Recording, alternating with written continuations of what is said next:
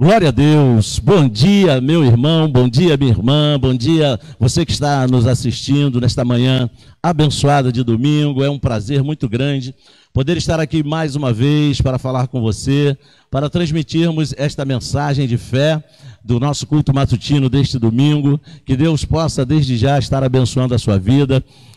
Nós estamos numa situação especial, como vocês sabem, nossos cultos estão sendo transmitidos pelas redes sociais, não estamos podendo fazer o culto público, mas eu creio que mesmo à distância nós estamos juntos, que Deus possa encurtar os espaços entre nós pela fé, para que a gente possa estar com você aí no aconchego do seu lar, junto com a sua família. Eu tenho certeza que neste momento a sua família está toda reunida aí, para que vocês possam, junto com a gente, cultuar a Deus, neste momento tão especial, neste domingo, que é o dia que o Senhor separou, para que nós pudéssemos estar reunidos no nome dEle, para adorá-lo, para bendizer o nome dEle, para ouvir a palavra dEle.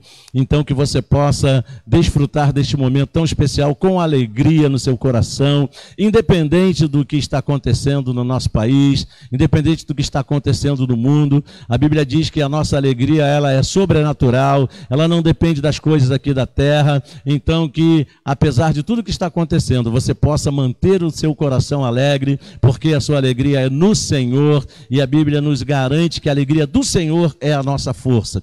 Então que você possa se sentir exatamente assim nesta manhã, alegre, fortalecido, porque você é uma nova criatura, você está no Senhor. Então que você possa desfrutar desse momento que Deus separou para você, junto com a sua família. Olha que coisa bacana, você está na sua casa, junto com a sua família, no aconchego do seu lar. Você pode reunir as pessoas da sua casa aí na poltrona, um senta mais um pouquinho para lá, outro um pouquinho para cá. Você sabe melhor do que ninguém como arrumar aí a sua sala, para que todos na sua casa possam desfrutar deste momento espiritual, neste momento de adorar a Deus, neste momento de ouvir a voz do nosso Deus. Então, para mim é um prazer estar com você, você que não é da nossa igreja, mas que está nos assistindo. Que Deus possa também abençoar tremendamente a sua vida, que junto conosco você possa desfrutar do melhor de Deus nesta manhã. Que seja uma manhã de cura, uma manhã de libertação, uma manhã de salvação, uma manhã de milagre,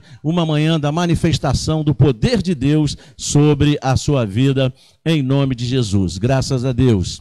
Bom, eu quero então fazer uma oração para que a gente possa começar bem o nosso trabalho desta manhã.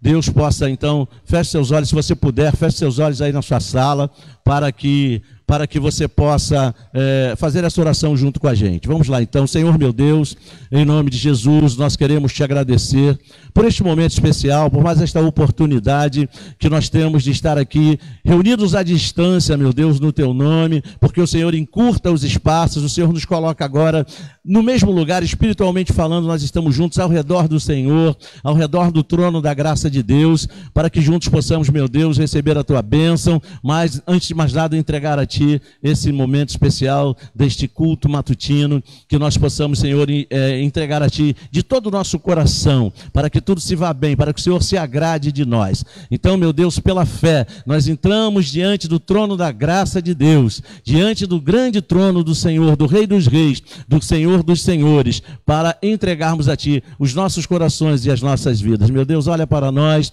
perdoa os nossos pecados, meu Deus. Também quero neste momento especial entregar a ti o nosso povo, o povo do nosso Brasil, a população do mundo também que está sendo afligida por esse coronavírus, meu Deus. Que o Senhor possa ter misericórdia do povo, ter misericórdia das pessoas nos quatro cantos desta terra e aplacar, meu Deus, a fúria desse vírus, a fúria do inimigo de nossas almas, que aproveita essas situações para pegar uma carona e atrapalhar a vida das pessoas. Então, meu Deus, o nosso desejo é que o mais breve possível tudo volte à normalidade, porque eu creio que o teu poder e a tua glória já estão intervindo poderosamente em toda esta situação. Então, meu Deus, em nome de Jesus, nós te agradecemos, porque cremos que neste momento Todas as pessoas que estão ligadas conosco estão sendo introduzidas, estão sendo entronizadas na presença do Rei dos Reis e do Senhor dos Senhores. Então, meu Deus, fala aos nossos corações, fala às nossas vidas, ajude-nos a crescer na graça e no conhecimento do Senhor,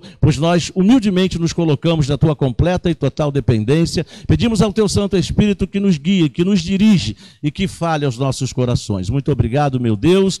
É isso que nós te pedimos e te agradecemos em nome de Jesus, amém, graças a Deus.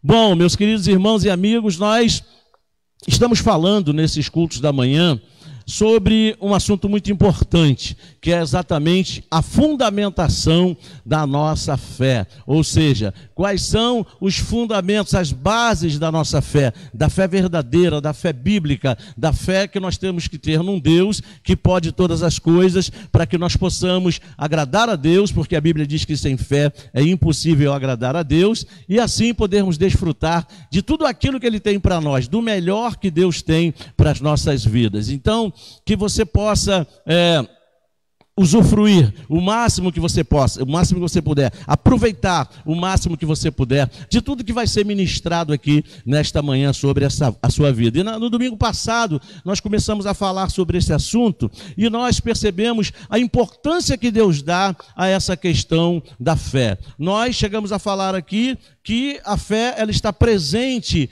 em todos os sentidos, em todas as questões que envolvem o nosso relacionamento com Deus. Haja vista o fato de, como foi falado aqui na semana passada, nós precisarmos da fé para sermos salvos, né? Sermos salvos, precisamos de fé para crer que Jesus é o Filho de Deus e que foi enviado para pagar o preço pelo nosso pecado, para morrer em nosso lugar, para ressuscitar e ser assunto aos céus, para que nele nós pudéssemos então ter a vida eterna em Cristo Jesus. Ou seja, para nos tornarmos novas criaturas, nós precisamos da fé. Para crer em Jesus, nos arrependemos dos nossos pecados, cremos em Jesus e então fomos feitos novas criaturas. E a partir de então, a partir deste momento, nós observamos também pela palavra que a fé passou a ser o nosso estilo de vida. Por quê? Porque Deus, em 4 ocasiões diferentes, e eu vou ver aqui uma dessas ocasiões com você,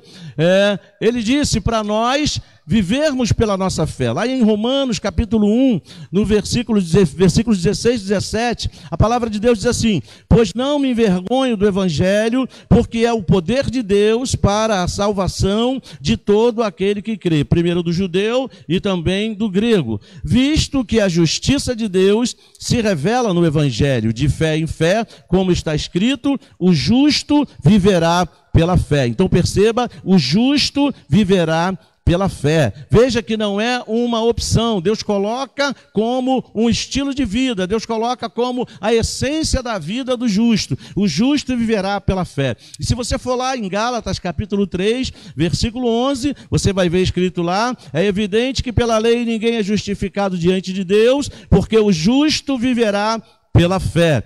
E aí, se você for lá em Hebreus capítulo 10, versículo 38, você vai ver lá escrito: todavia, o meu justo viverá pela fé, e se retroceder, nele não se compraz a minha alma. E aí você vai em Abacuque 2, versículo 4, está escrito lá: eis o soberbo, a sua alma não é reta nele, mas o justo viverá pela sua fé. Então você perceba a importância que Deus dá e como Deus coloca essa questão da fé como um estilo de vida, não apenas como algo opcional para a vida da nova criatura, ou seja, para a vida daquele que recebeu a Jesus como único e suficiente Salvador. Então significa dizer que nós devemos priorizar a fé.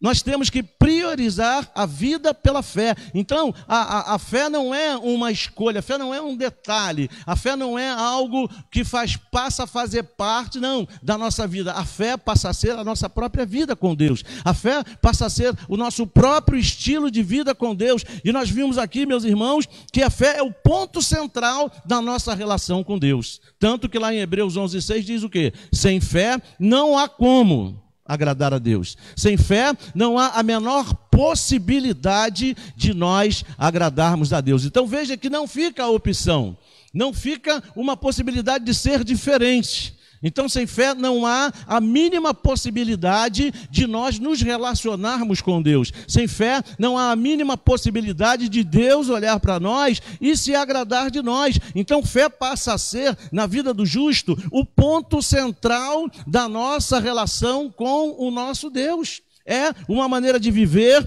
é uma maneira de agir, é uma maneira de reagir, é uma maneira de pensar, é uma maneira de falar, é uma maneira de se conduzir nesse mundo tenebroso. Então, conduzido nesse mundo, segundo o pensamento de Deus em sua palavra. Então veja, como foi falado aqui também na semana passada, nós estamos fazendo um retrospecto de tudo que foi falado, não é como se fosse uma sobrepele ou como se fosse um sobretudo.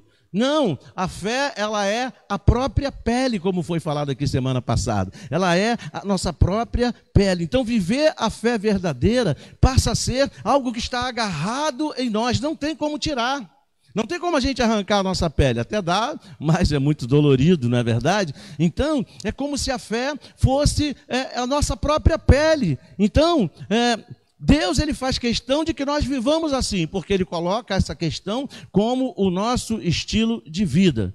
Então, meus queridos irmãos, veja que não existe nada que venha de Deus para o homem se não for pela fé, ok? Tudo mais que envolve a vida do homem, ou seja, as necessidades e tudo aquilo que nós desejamos, não virá se não for pelo caminho da fé.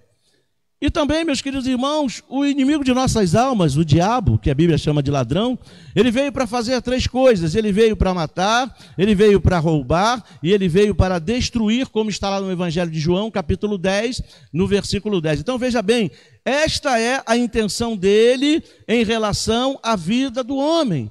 Mas ele não pode fazer isso se encontrar uma pessoa firmada em Jesus Cristo.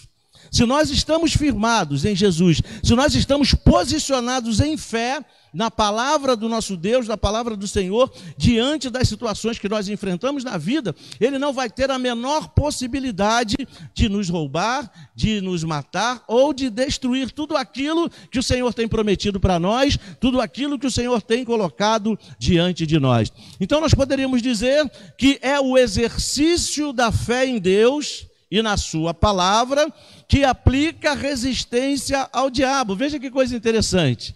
Então é a fé que nós depositamos em Deus, é a fé que nós depositamos na palavra de Deus que vai nos proporcionar essa possibilidade de resistir ao diabo, de aplicar essa resistência com relação ao diabo. Veja o que diz lá em Tiago, no capítulo 4, no versículo 7.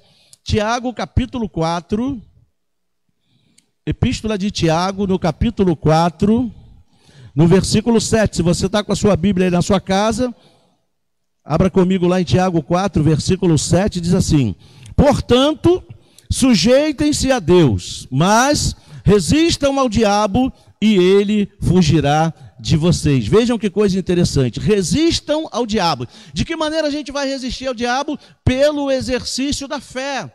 Exercendo a nossa fé na palavra de Deus, agindo em consonância com a palavra de Deus, agindo em acordo, em concordância com a palavra do nosso Deus. Essa é a maneira de nós resistirmos ao diabo. Vamos resistir a ele pela palavra. 1 Pedro, capítulo 5, primeira epístola de Pedro, um pouquinho adiante, lá no capítulo 5, diz assim a palavra de Deus. 1 Pedro 5, lá no versículo 8 diz assim: sejam sóbrios e vigilantes, o inimigo de vocês, o diabo, anda em derredor como leão que ruge procurando alguém para devorar.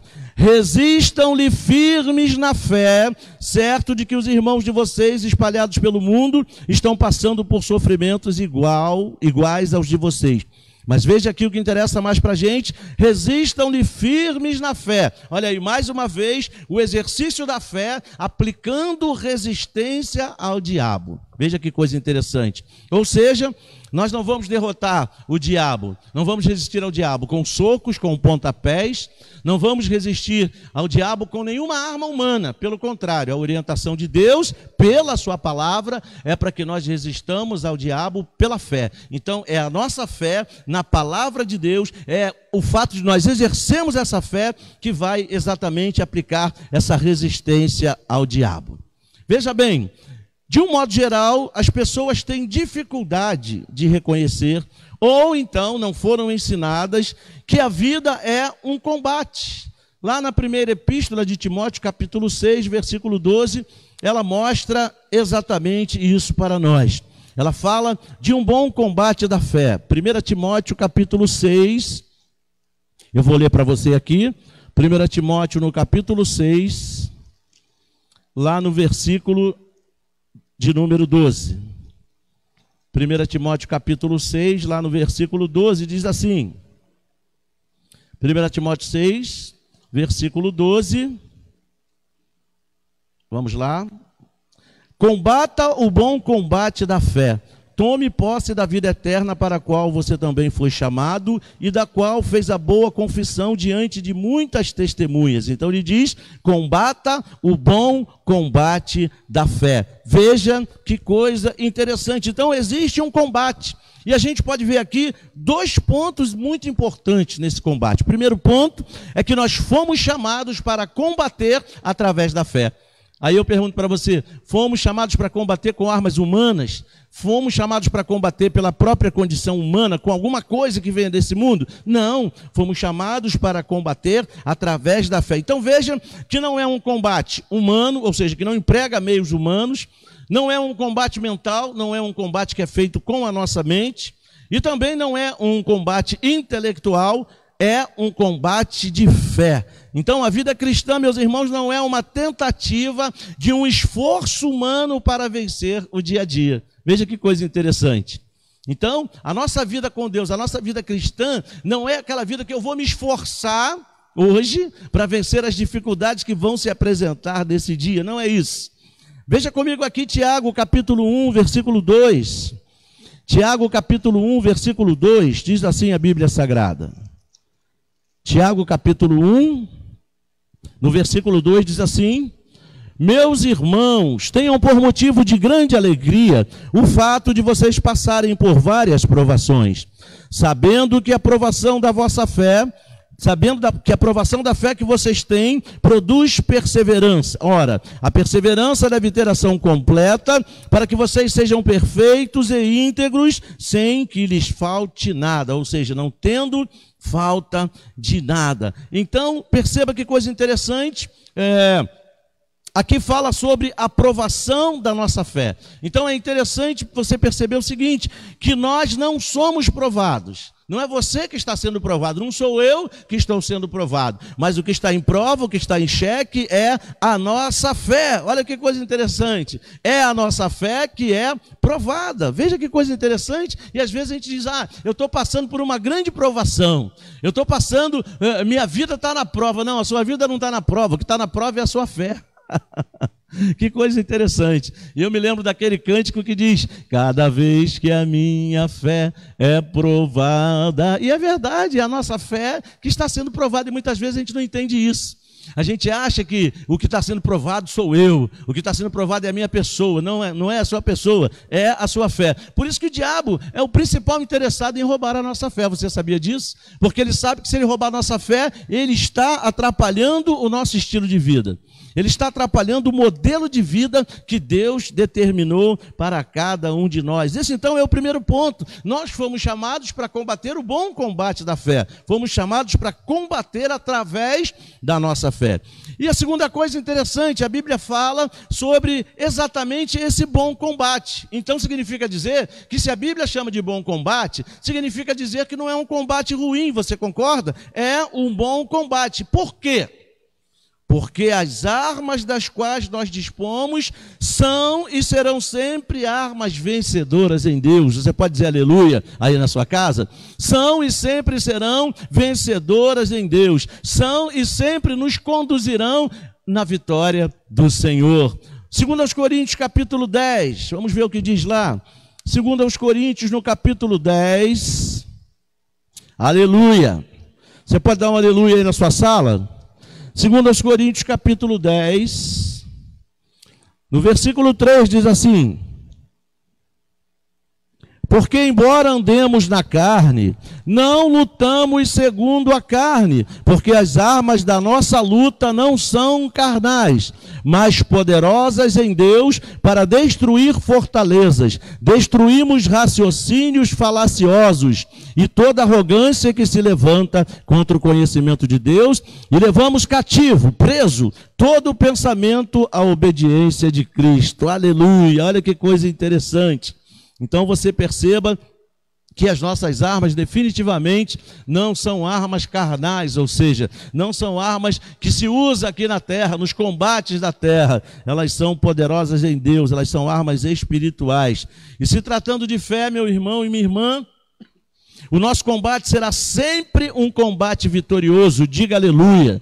Diga comigo, se tratando de fé, o meu combate sempre será um combate vitorioso. Por isso que a Bíblia chama do bom combate da fé. Se não fosse um combate vitorioso, ele não seria o bom combate, ele seria o combate ruim da fé. Por quê? Porque ele poderia trazer derrota. Ok? Mas como ele não pode trazer derrota, porque é o combate da fé em Deus, da fé espiritual que Deus colocou no nosso coração, então ele é o bom combate, porque combatemos com as armas sobrenaturais, com as armas que Deus coloca na nossa mão, as armas que a Bíblia chama de armas poderosas em Deus. E sendo assim, nós vamos vencer esse combate sempre. Diga amém. Efésios 6... veja o que Efésios fala dessas armas. Epístola aos Efésios, capítulo 6... glória a Deus. Efésios capítulo 6, se você for rápido na Bíblia, você pode me acompanhar aí no aconchego do seu lar, na leitura bíblica. Se você não for, você só me ouve, depois você confere se está lá mesmo.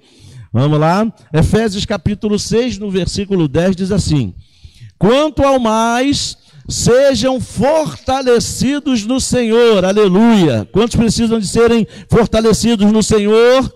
Sejam fortalecidos no Senhor e na força do seu poder.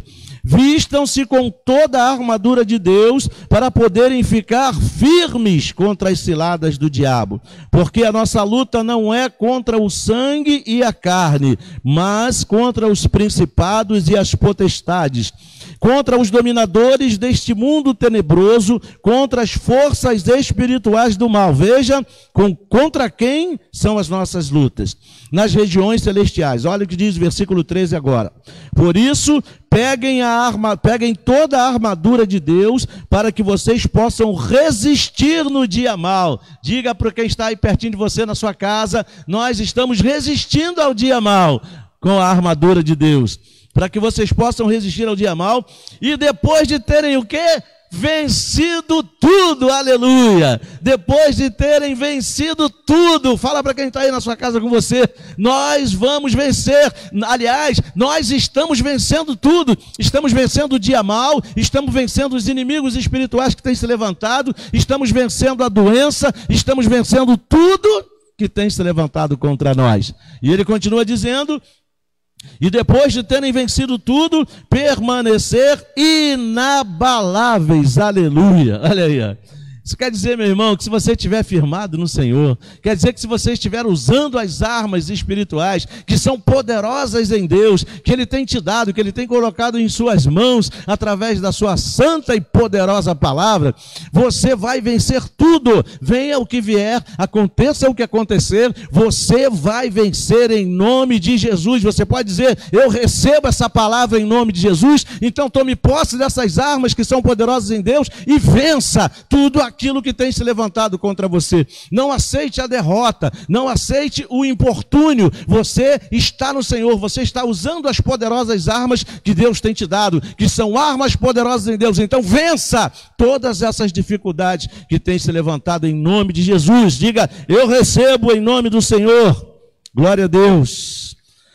1 João capítulo 5, primeira epístola de João, não é o Evangelho. 1 João capítulo 5 diz assim, diz algo interessante para a sua vida. 1 João capítulo 5, lá no versículo 4, se você ainda tem alguma dúvida, olha o que diz aí. 1 João 5, versículo 4 diz assim: porque todo aquele que é nascido de Deus vence o mundo. Você pode dizer aleluia?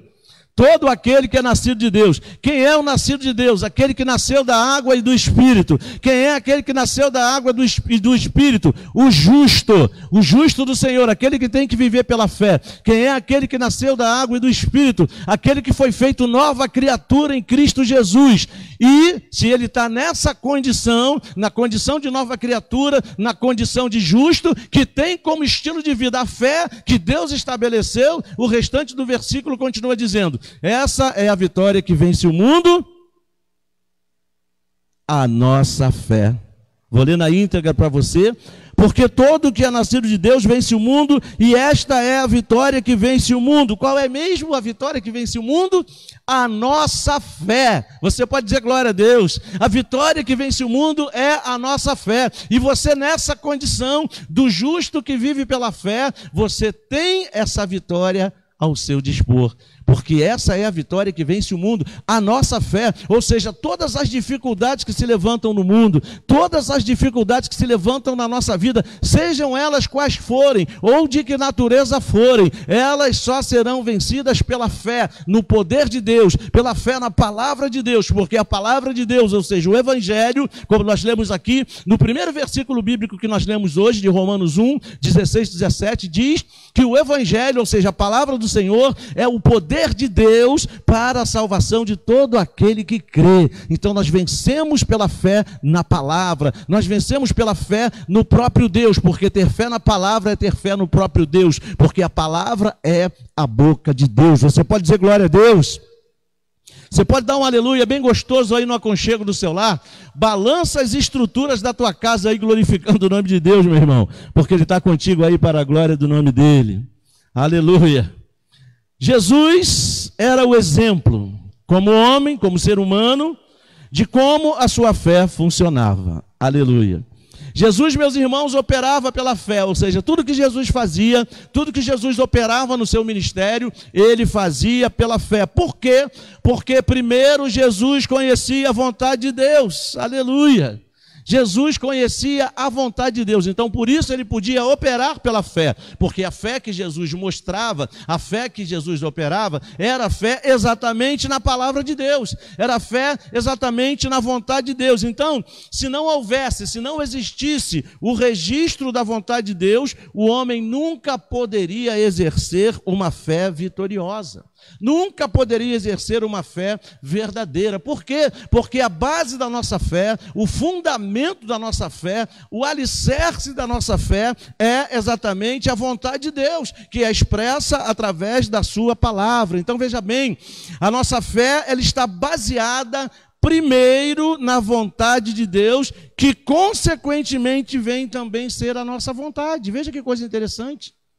Então a nossa fé, ela está fundamentada, ela está enraizada, ela está baseada na vontade de Deus, ou seja, na palavra de Deus.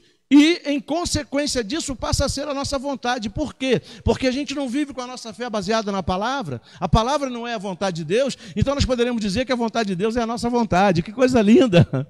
Você pode dar um aleluia aí, bem gostoso na sua casa. Então, a vontade de Deus, a partir desse entendimento, quando há esse entendimento renovado na nossa mente, é por isso que a Bíblia diz que nós temos que renovar a nossa mente pela palavra de Deus, lá em Romanos 12, 2, porque, veja bem, a nossa mente é muito vaga, a nossa mente fica vagueando no meio dos pensamentos desse mundo, muitas vezes pensamentos de derrota, pensamentos de mal-estar, pensamentos de temor, pensamentos de medo, pensamentos ruins, pensamentos que não têm definitivamente nos levado a lugar nenhum. Por isso que a Bíblia fala na importância da gente renovar a nossa mente. Por quê? Quando a gente renova a nossa mente, a gente vai estar renovando a nossa mente pela palavra. Então a gente vai tirando esses conceitos do mundo, a gente vai tirando essas influências negativas e muitas vezes até malignas do mundo, da nossa mente, E vamos então fazendo um processo de substituição. À medida em que nós vamos tirando esses conceitos do mundo, esses conceitos derrotistas da nossa mente, nós vamos então enchendo a nossa mente com as coisas de Deus, enchendo a nossa mente com a vontade de Deus que é expressa pela sua palavra. Então o que vai acontecer? O que vai passar a dominar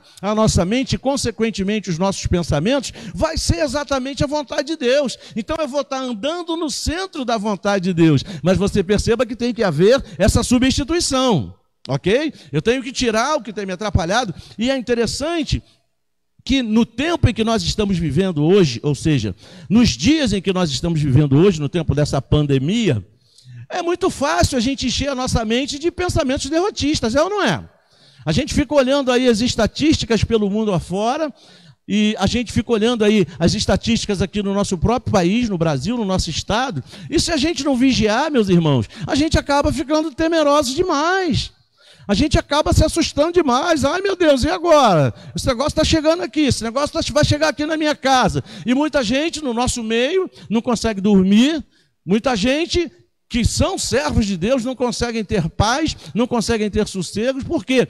Porque estão assustados com a peste, com a praga que voa, com a seta que voa ao meio-dia, com o terror noturno, não conseguem dormir, não conseguem viver em paz. Então vocês percebam, e a gente acaba enchendo a nossa mente com essas coisas passam a dominar essa mente a tal ponto que a gente vai viver temeroso. E a gente vai acabar achando que tudo vai acabar em derrota, que tudo vai... Meu irmão, a Bíblia diz que todas as coisas cooperam para o bem daqueles que amam a Deus. A gente precisa aprender a valorizar mais o que Deus fala. Tudo bem, existem fatos ao nosso redor, acontecimentos ao nosso redor que nós não devemos ignorar, existem. A gente não está falando de ignorar a realidade está aí, mas a gente também não pode esquecer que Deus está acima de toda e qualquer realidade. Você pode dizer aleluia. Deus está acima de todo e qualquer acontecimento humano. Deus está acima de todo e qualquer conhecimento da natureza, todo e qualquer acontecimento da natureza, que envolvam os fenômenos naturais, que envolvam as doenças, que envolvam as pragas, que envolvam as catástrofes, ou seja lá o que for. Deus está acima de todas essas coisas. A gente não pode se esquecer. Deus é o grande Elion, é o Deus Altíssimo, é o Deus que está assentado em um alto e sublime trono, mas que também está com a gente aqui agora, mas que também está aí na sua casa agora. Você pode dar um glória a Deus aí? Pois é. Nós não podemos perder essa confiança. Nós não podemos esquecer com quem nós estamos lidando. Não podemos esquecer que muito maior é o que está em nós do que aquele que está no mundo. Diga um aleluia aí com a sua família em nome de Jesus. Glória a Deus. Então, meus queridos irmãos, a nossa fé está baseada primeiro na vontade de Deus, que consequentemente vai ser também a nossa vontade, porque nós vamos alinhar a nossa vontade com a vontade de Deus. Eu não posso deixar os meus pensamentos, eu não posso deixar o meu coração ter direções que não se alinham com a direção de Deus, vontades que não se alinhem com a vontade de Deus. Então veja bem, Deus quer salvar, diga amém. Deus quer curar, Deus quer libertar, Deus quer proteger, Deus quer encher do Espírito Santo, Deus quer transformar, Deus quer fazer tudo isso. Então, a partir do momento que eu passo a desejar essas coisas, eu estou desejando a mesma vontade de Deus, eu estou desejando a mesma coisa que Deus deseja, eu estou querendo a mesma coisa que Deus quer. Veja Marcos, capítulo 1, Evangelho de Marcos, no capítulo 1. Glória a Deus. Evangelho de Marcos, capítulo 1. E aí, como é que estão as coisas aí na sua casa? Tudo bem? Glória a Deus. Evangelho de Marcos, capítulo 1. Obrigado por abrir as portas da sua casa para eu te fazer uma visitinha nesse domingo de manhã, amém? Glória a Deus, eu estou aí com você pelas redes sociais. Marcos, capítulo 1, no versículo 40, diz assim a Bíblia Sagrada. Um leproso se aproximou de Jesus e lhe pediu de joelhos: Senhor, se o Senhor quiser, pode me purificar. E Jesus, profundamente compadecido, estendeu a mão, tocou nele e disse: quero, fique limpo. No mesmo instante, a lepra desapareceu dele e ficou limpo. Veja que coisa tremenda, aleluia. Jesus, se o Senhor quiser, o Senhor pode me purificar. O Senhor quer, Jesus? Veja a pergunta dele. Ele queria ser purificado ou não queria? E ele pergunta se Jesus queria. Jesus, se o Senhor quiser, o Senhor pode me purificar. É como se ele estivesse perguntando: o Senhor quer? O que Jesus disse? Quero, fica limpo, seja purificado. Então, a vontade daquele homem era a mesma vontade de Jesus, era ou não era? Jesus queria curar, Jesus queria purificar e ele queria ser purificado, ele queria ficar limpo. Então, vontade do homem alinhada com a vontade de Deus. Olha aí, é da vontade de Deus curar ou não é? É da vontade de Deus libertar ou não é? É da vontade de Deus salvar ou não é? Então, tudo que aquele homem queria estava alinhado com a vontade de Jesus. A partir do momento que você deseja as mesmas coisas que Deus deseja, está tudo alinhado. E qual vai ser o resultado? O resultado que aconteceu na vida daquele homem, que diz no verso 42, no mesmo instante a lepra desapareceu daquele homem e ele ficou limpo. Diga aleluia. Olha aí. No mesmo instante, vontade alinhada, a vontade de Deus, aliás, vontade do homem alinhada com a vontade de Deus, porque a vontade de Deus não muda. Vontade do homem alinhada com a vontade de Deus, o resultado é milagre. Vontade do homem alinhada com a vontade de Deus, o resultado é bênção. Vontade do homem alinhada com a vontade de Deus, o resultado é vida pela fé, é vida transformada, é vida cheia do Espírito Santo, é vida cheia da glória de Deus. É isso que Deus quer para você. Alinha a tua vontade com a vontade de Deus, alinha a sua vida com a vida de Deus, com a vontade de Deus, e você vai ver os resultados disso. Você vai ver como a sua vida vai ser abençoada, você vai ver como a sua casa vai ser abençoada, você vai ver como mal nenhum lhe sucederá, você vai ver como praga nenhuma chegará à tua tenda. Diga glória a Deus, diga show praga da minha vida, show praga da minha casa, show praga da minha tenda, aleluia, glória a Deus. A fé deste homem, irmão, funcionou e trouxe vitória, porque primeiro, ele estava alinhadinho com a vontade de Deus. Veja o que diz Isaías 53, versículos 4 e 5. Isaías 53, versículos 4 e 5. Você pode dar um glória a Deus aí? Isaías 53, versículos 4 e 5 diz assim: aleluia. Certamente ele tomou sobre si as nossas enfermidades e as nossas dores levou sobre si, e nós o considerávamos como aflito, ferido de Deus e oprimido, mas ele foi traspassado por causa das nossas transgressões e esmagado por causa das nossas iniquidades. O castigo que nos traz a paz estava sobre ele, e pelas suas feridas fomos sarados. Diga glória a Deus. Então, era ou não era da vontade de Deus sarar aquele homem, limpar aquele homem, curar aquele homem? É claro que era. Então, a vontade dele, o que ele queria, o que ele precisava, estava alinhado com a vontade de Deus. O resultado foi milagre. Alinhe a sua vontade com a vontade de Deus e você vai ver os milagres chegando na sua casa. Amém? Glória a Deus. Então, a verdadeira fé opera em cima do desejo de Deus, ou seja, em cima daquilo que Deus quer, em cima da vontade de Deus. A fé verdadeira segue a instrução e a direção da palavra de Deus. Ela não segue apenas a vontade humana, ok? Ela segue, antes de mais nada, a vontade de Deus. Ela está alinhada, ela está direcionada para a palavra de Deus. Ela está junta, colada, agarrada, vamos dizer assim, colada verdadeiramente na palavra de Deus, aderida à vontade de Deus. Essa seria a palavra. Então, meus queridos irmãos, ela não segue apenas a vontade humana. A fé verdadeira não segue a vontade humana, ela segue, antes de mais nada, a vontade de Deus. Ela não pode ser dissociada da palavra de Deus, nada pode separar a fé verdadeira da palavra de Deus, porque a fé bíblica é fé em Deus e na sua palavra, simples assim. A fé bíblica não é fé na fé, a fé bíblica não é fé mental, a fé bíblica não é fé no intelecto, é fé na palavra e na vontade do nosso Deus, que são a mesma coisa. João capítulo 15, no versículo 7.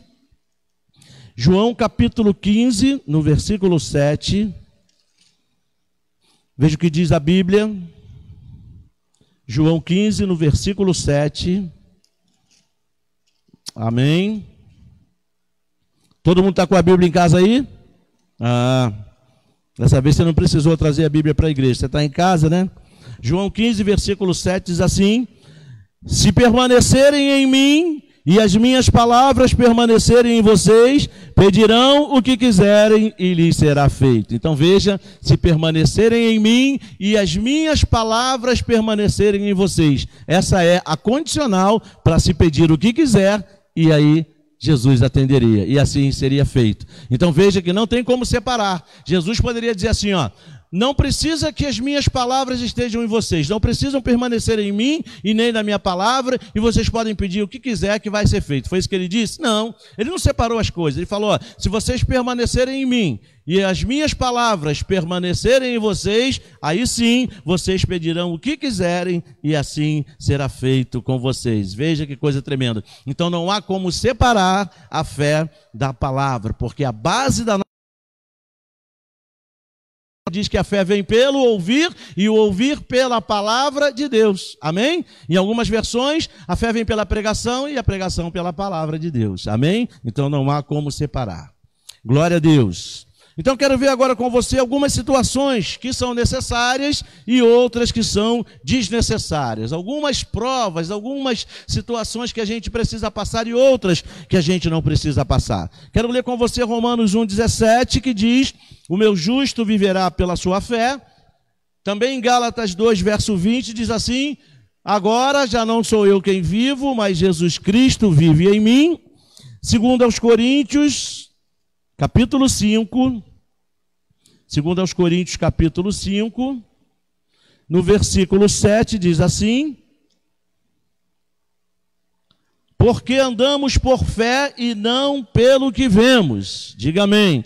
Porque andamos por fé e não pelo que vemos. E Lucas 13, Evangelho de Lucas, capítulo 13, Lucas, capítulo 13, versículos de 11 a 13, diz assim, ó.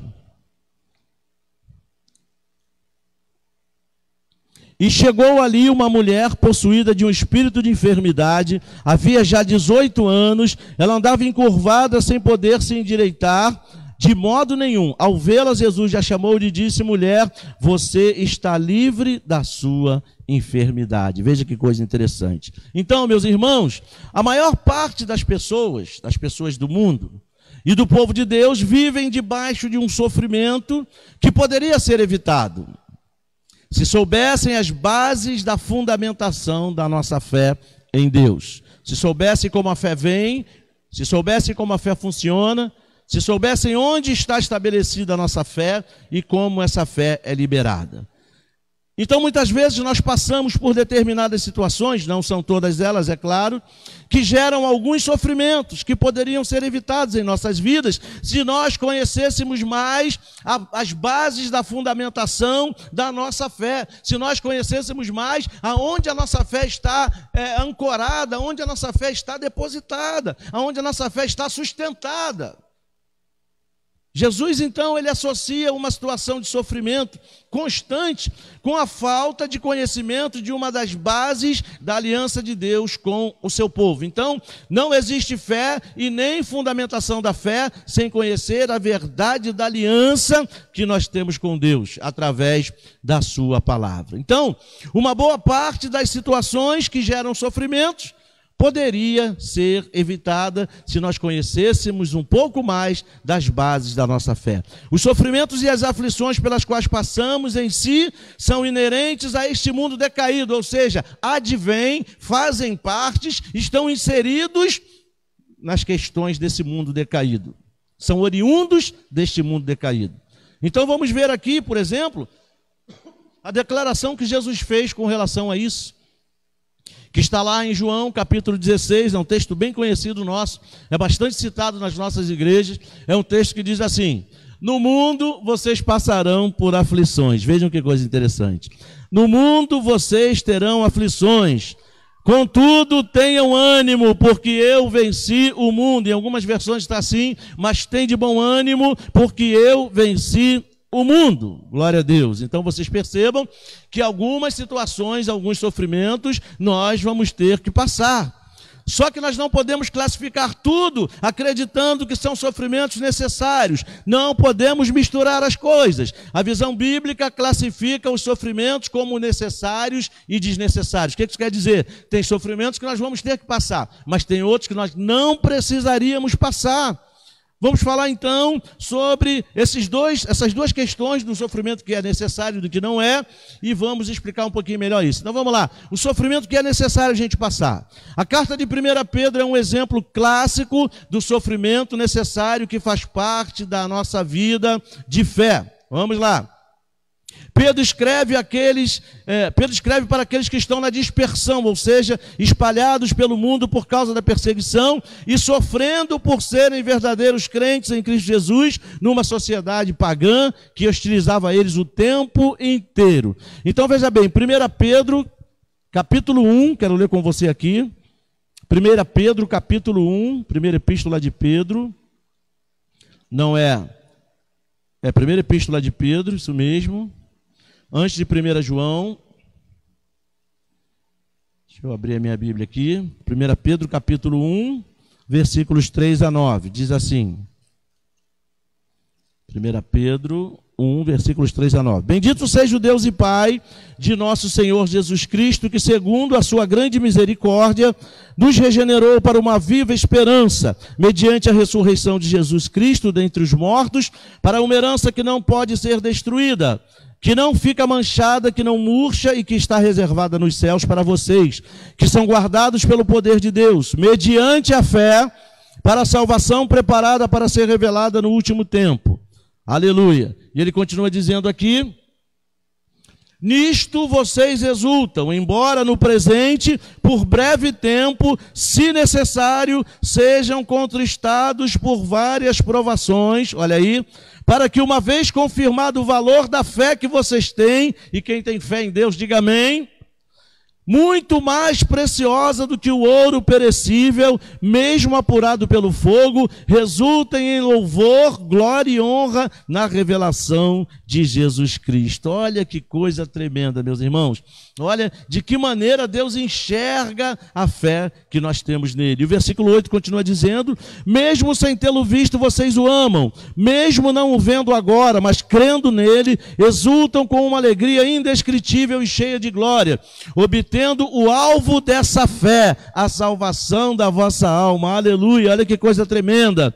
E no versículo 10, meus irmãos, mostra claramente que o sofrimento necessário precede ao aperfeiçoamento. Na Bíblia Viva diz assim: depois que vocês tiverem sofrido um pouquinho. Olha que coisa interessante. Olha que coisa interessante. Louvado seja o nome do Senhor. Depois que vocês tiverem sofrido um pouco, ou seja, o nosso sofrimento, o sofrimento que nós precisamos passar, ele não é duradouro. Ele tem hora para começar, mas também tem hora para terminar.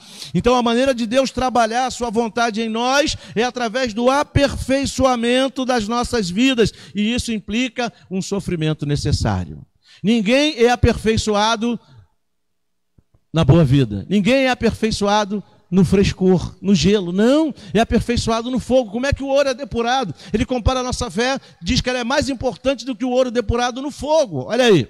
Se o ouro é depurado no fogo, onde é que a nossa fé vai ser aperfeiçoada, meus irmãos? No fogo. Ou seja, em algumas coisas que nós vamos ter que passar, porque senão como é que a nossa fé vai ser lapidada? Poderíamos dizer assim, que nós recebemos uma fé bruta e a partir daquilo que a gente passa e a partir daquilo que a gente enfrenta, pela graça, pelo poder e pela palavra de Deus, essa fé vai sendo lapidada, ou seja, essa fé vai sendo transformada, vai sendo melhorada, essa fé vai sendo desenvolvida. E a nossa intenção é exatamente essa, que você venha desenvolver, crescer e amadurecer no desenvolvimento da sua fé. Diga aleluia. Glória a Deus.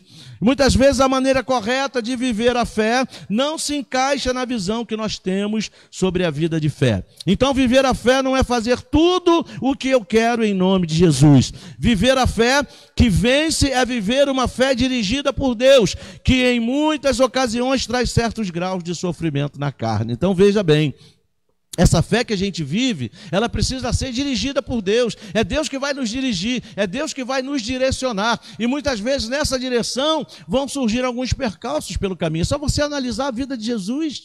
É só você analisar o tempo que Jesus andou entre nós. A fé de Jesus era dirigida por Deus ou não era? E quantas situações de sofrimentos necessários Jesus teve que enfrentar? Quais são aqueles sofrimentos necessários que atingiram Jesus? Aqueles sofrimentos que ele teve que passar, que ele teria que passar, que era plano de Deus, porque afinal a fé de Jesus era ou não era dirigida por Deus? Jesus teve que passar pela cruz ou não teve? Teve que receber a coroa de espinhos ou não teve? Teve que ser traído ou não teve? Teve que ser humilhado ou não teve? Tudo isso traz sofrimento. Claro que trouxe sofrimento para Jesus homem, porque Jesus, apesar de ser 100% Deus, também era 100% homem. Então não vai ser diferente com a gente. Então é a maior ilusão achar que o homem que não passa por algum tipo de sofrimento encontra a felicidade. Ou seja, ninguém naturalmente se prepara para sofrer. A nossa carne resiste ao sofrimento necessário. Sabe por quê? Porque sabe que Deus o utiliza para aperfeiçoar as nossas vidas, não é verdade? Deus vai usar esses sofrimentos que nós teremos que passar, que serão inevitáveis, para aperfeiçoar você. Interessante. Tanto que lá em Tiago, o texto que nós lemos diz o quê? Tende por motivo de toda a alegria o passardes por várias provações. É ou não é? Porque a prova da vossa fé produz perseverança. E a perseverança produz o quê? Olha aí, vou ler para você aqui na íntegra o texto. Aleluia. Tiago capítulo 1, vamos lá de novo. Vou ler para você aqui, ó. Tiago capítulo 1. Diz assim, ó. Tende por motivo de grande alegria o fato de passarem por várias provações, sabendo que a prova da vossa fé produz perseverança, e a perseverança deve ter ação completa, para que vocês sejam perfeitos e íntegros, sem que lhes falte nada. Esse perfeitos aqui significa dizer maduros. Para que vocês sejam maduros, para que vocês sejam experientes, para que vocês cresçam e amadureçam. Então a prova da nossa fé é para que a gente cresça e amadureça. Se não houvesse prova da nossa fé, o que seria de nós? Então Deus permite que a gente passe por alguns sofrimentos que são necessários para amadurecer a nossa fé, para fazer crescer, para aumentar a nossa fé. Porque lembra, a fé sem utilidade, ou seja, a fé sem obras é morta, não vai produzir resultado nenhum. Qual é a utilidade da fé? Ser usada no bom combate da fé, ser usada na hora dos sofrimentos desnecessários principalmente. E aí a nossa fé vai crescer e vai amadurecer. E de glória em glória, de fé em fé, nós vamos crescendo e avançando em fé, cada vez mais maduros e experientes, a ponto de a gente depois, lá na frente, não ter mais falta de nada. Ou seja, vamos estar maduros, não vamos ser mais crianças na fé. Diga amém. Glória a Deus, aleluia.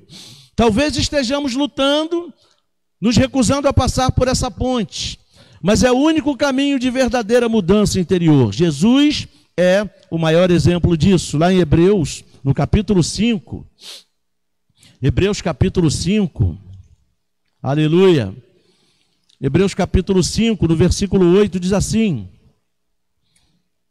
glória a Deus, embora fosse filho, falando de Jesus, aprendeu a obediência pelas coisas que sofreu, aleluia, olha aí, embora fosse filho, ou seja, apesar de ser filho de Deus, aprendeu a obediência pelas coisas que sofreu, e tendo sido que aperfeiçoado, aleluia, tornou-se o autor da salvação eterna para todos os que lhe obedecem. Você pode dar um glória a Deus? Olha aí, Jesus aprendeu a obedecer pelo que sofreu, e nesses sofrimentos ele foi aperfeiçoado. Então aqueles sofrimentos que Jesus teve que passar, serviram para aperfeiçoar a fé de Jesus, serviram para amadurecer a fé de Jesus. Olha que coisa legal, o próprio Jesus precisando amadurecer na fé, o próprio Jesus precisando crescer na sua fé. Que coisa linda, Jesus é o nosso exemplo em tudo. Se Jesus precisou, imagine nós, aleluia. Então veja bem, sofrer corretamente é vencer. Sofrer faz parte do pacote da vitória. Tem gente que quer vencer sem sofrer. Eu dou um exemplo para você, vamos lá nos esportes. Os atletas que são top de linha, os atletas que são vencedores, eles sofrem ou não sofrem para chegar no ponto em que chegaram? Eles sofrem ou não sofrem para chegar à vitória? Por exemplo, um corredor de 100 metros rasos.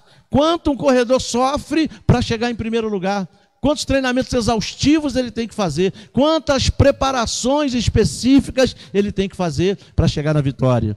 Um lutador de MMA ou de boxe, quantos socos, quantos chutes eles precisam tomar até chegar na vitória? Mas eles vencem ou não vencem? É claro que vencem. Assim somos nós. Vamos ter que passar por determinadas coisas para que possamos tomar posse da nossa vitória. Então o sofrimento necessário, ele não retira de nós a vitória. Olha aí, ó. Aqueles sofrimentos que os atletas têm que passar, retirou a vitória deles? Não. Apesar daqueles sofrimentos, eles venceram. Não é diferente com a gente. O fato de muitas vezes a gente passar por determinadas situações, por determinadas provações, não significa dizer que nós não vamos vencer. Diga amém. Glória a Deus, porque eles não podem roubar a nossa vitória. Não podemos de forma alguma associar o sofrimento com a derrota. Não tem nada a ver uma coisa com a outra. Sofrimento é sofrimento, derrota é derrota. O fato da gente passar por determinados sofrimentos não significa dizer que nós vamos perder, ok? Muito pelo contrário. No nosso caso, o sofrimento vai nos levar à vitória. Não é à toa que a Bíblia diz: eu posso tudo naquele que me fortalece. Diga amém. Eu posso enfrentar qualquer situação, porque Ele me fortalece, nele eu posso tudo, ou seja, nele eu tenho a vitória, nele eu posso vencer. Diga glória a Deus, aleluia. Que coisa tremenda, não é, meus irmãos? E quero falar para você, para a gente terminar, sobre o sofrimento desnecessário. Então, o que é o sofrimento desnecessário? Aquele sofrimento pelo qual eu não preciso passar. É todo aquele gerado por não viver alinhado com a verdade da palavra de Deus. Olha aí, ó. É tudo aquilo que eu passo pelo fato de eu não estar vivendo em linha, de eu não estar vivendo de acordo com a vontade de Deus que está expressa na sua palavra. Muitas vezes por ignorância a respeito da herança, dos direitos e das promessas que Deus fez para mim. E também, muitas vezes, por desobediência deliberada à palavra de Deus. Ou seja, eu sei o que Deus estabeleceu para mim, eu sei qual é a vontade de Deus, mas eu não quero fazer a vontade de Deus. Eu não vou seguir a vontade de Deus, eu vou seguir a minha própria mente, eu vou seguir o meu próprio entendimento. Aí você vai estar pela sua própria conta e risco. Aí sim, você vai estar passando por um sofrimento desnecessário, ou seja, aquele tipo de sofrimento que não havia necessidade, não havia razão para você estar passando. Sabe por quê?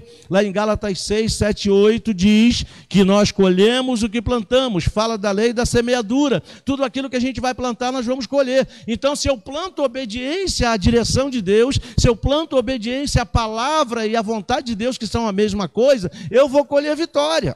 Olha aí, vitória baseada nessa palavra, vitória com base na palavra de Deus. Agora, se eu plantar ignorância, desconhecimento da vontade de Deus, se eu plantar desobediência à voz de Deus, o que eu vou colher aí sim é derrota. Amém, meus irmãos? Então, que nesta manhã você possa plantar no seu coração, pela fé, o desejo de se alinhar com a vontade de Deus, o desejo de ouvir e obedecer à voz de Deus, para que você possa então ter como resultado a vitória.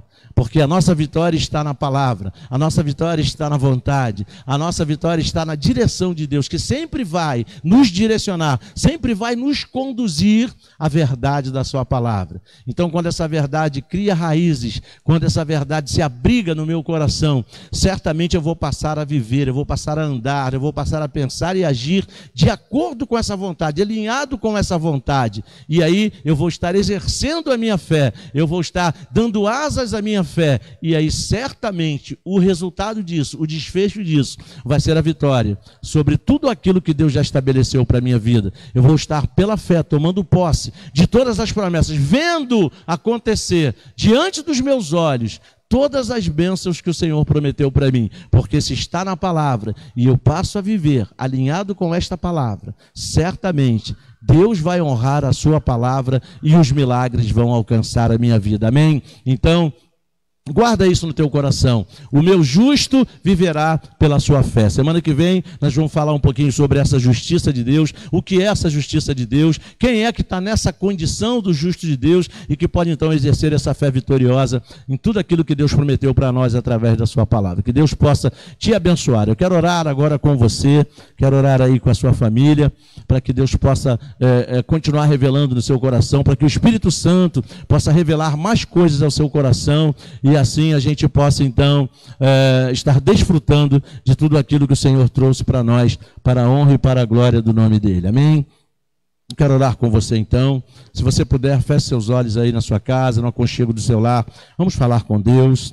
Senhor, meu Deus e meu Pai, em nome de Jesus, queremos te agradecer por esta manhã abençoada. Queremos te agradecer por tudo que aconteceu neste lugar, por tudo que está acontecendo na casa do meu irmão, na casa da minha irmã. Meu Deus, em nome de Jesus, que a tua palavra possa ter achado abrigo nos corações dos meus irmãos, das minhas irmãs, dos meus amigos, das minhas amigas, de todos aqueles que foram alcançados pela nossa transmissão.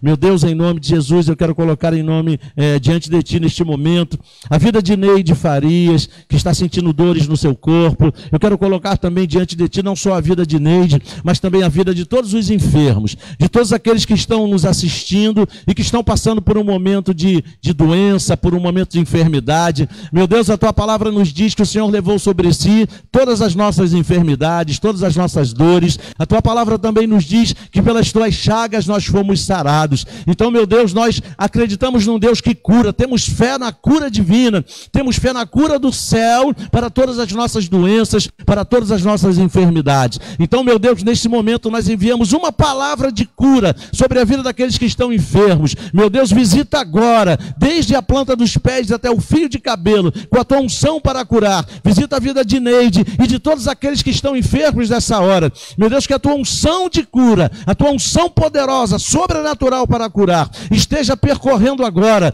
todos esses corpos daqueles que estão enfermos, seja qual for o tipo de enfermidade, que todas elas saiam agora, que todas elas batam em retirada agora, meu Deus, e que a cura esteja alcançando cada uma dessas vidas. Nós enviamos uma palavra, a exemplo do que o Senhor fez com aquele centurião romano, quando o Senhor enviou uma palavra e o servo daquele homem foi curado. No nome poderoso de Jesus, no nome que está acima de todo nome, nós enviamos uma palavra de cura e declaramos pela fé a todos os que estão enfermos, sejam curados em nome de Jesus.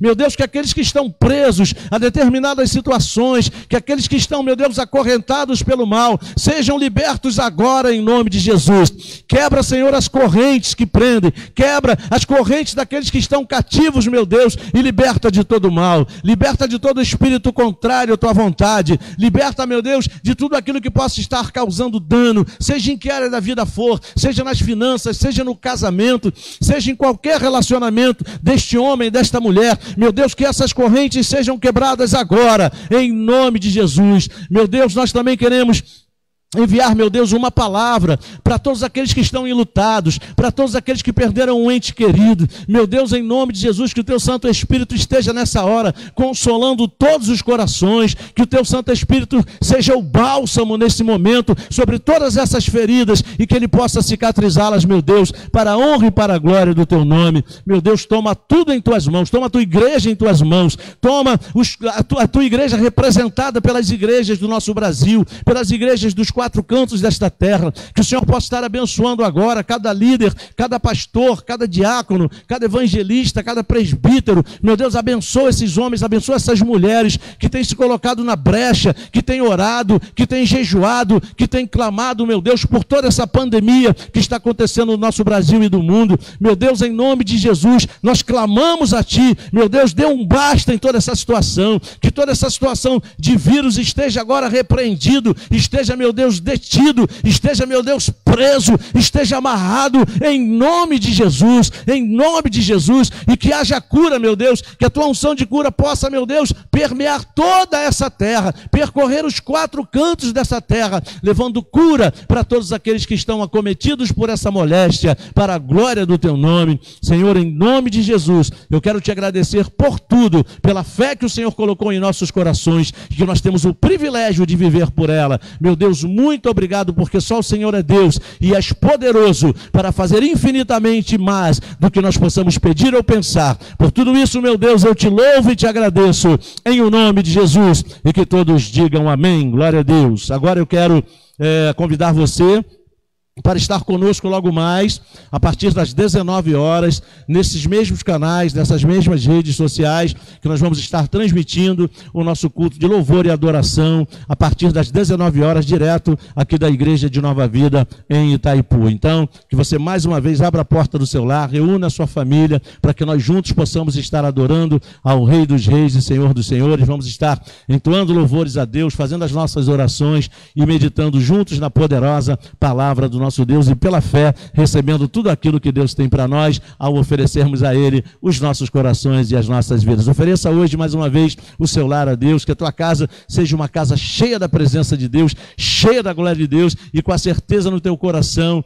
de que mal nenhum te sucederá e que praga nenhuma chegará à tua tenda, para a glória do nome do Senhor, porque a tua casa está guardada pelo Todo-Poderoso. Amém? Então, meu irmão, minha irmã, foi um prazer poder estar com você nesta manhã.